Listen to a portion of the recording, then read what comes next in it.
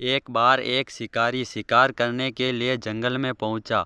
उसने अपने तीर पर बहुत ही खतरनाक जहर लगाया और शिकार को निशाना बना करके उसने तीर को छोड़ा, लेकिन उसका तीर चूक गया और तीर एक पेड़ पर जा लगा।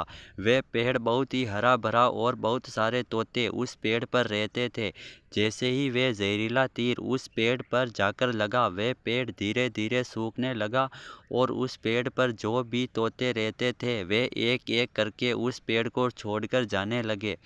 उस बड़े से पेड़ के कोटर में एक बहुत ही बूढ़ा तोता रहता था, जो बहुत ही धर्मात्मा और अच्छे मन का था। सभी तोते उस पेड़ को छोड़कर जाने लगे थे, लेकिन वह बूढ़ा तोता जाता था, दाना लेकर के आता और उसी कोटर में आकर के बैठ जाता था, परंतु उस पेड़ को छोड़ने को तैयार नहीं था।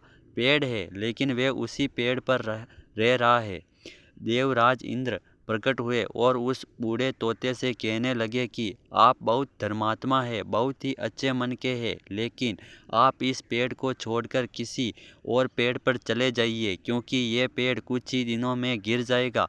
तालाब के पास में बहुत से बड़े पेड़, हरे भरे पेड़ है, बड़े बड़े कोटर है, उन पेड़ों पर फल भी लगते हुए हैं, उन्हें वहीं पर तोड़कर खा सकते हैं, परंतु यहाँ से आप चले जाइए। तोता बोला, माफ़ कीजिएगा, इस पेड़ ने मुझे जीवन दिया, शिकारियों से मेरी रक्षा की, हर मौसम में मेरे साथ रहा और ये कोटर मेरा घर है, यहाँ मैं पला बड़ा हूँ। इस पेड़ को मैं छोड़कर कैसे जा सकता हूँ? इस पर संकट आया है, तो क्या मैं इसे छोड़कर चला जाऊँ? मैं ऐसा कभी नहीं कर सकता। देवराज इंद्र तोते के इस बात से बहुत ही प्रसन्न हुए। उन्होंने तोते से कहा, मैं आपके इस बात से बहुत ही खुश हूँ, मांगो जो आपको मांगना हो। उस बूढ़े तोते ने कहा, मुझे बस इतना मांगना है कि जिस पेड़ ने मुझे जन्म दिया, जहाँ मैं रहा पला बड़ा, जिसे आप मेरा जन्मभूमि कह सकते हो, आप इसे फिर से वैसा ही हरा भरा कर दो जैसा ये था। देवराज इंद्र ने अमृत से उस पेड़ को सींच दिया और पहले की तरह हरा भरा कर दिया। अब वापस से उस पेड़ पर आकर के बाकी तोते रहने लगे। वे बूढ़ा तोता कुछ समय तक और जिंदा रहा, फिर उसकी मृत्यु हो गई और वह स्वर्ग में चला गया।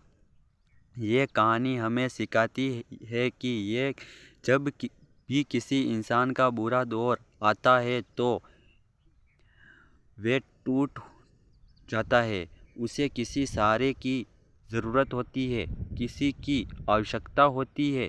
अगर आप ऐसे समय में उसे छोड़कर चले जाएंगे, उससे बात नहीं करेंगे, मुंह मोड़ लेंगे, तो आपसे बुरा कोई नहीं है, क्योंकि आप किसी के सुख का साथी बने या ना बने, लेकिन आपको हमेशा किसी के दुख का साथी नहीं बनना चाहिए।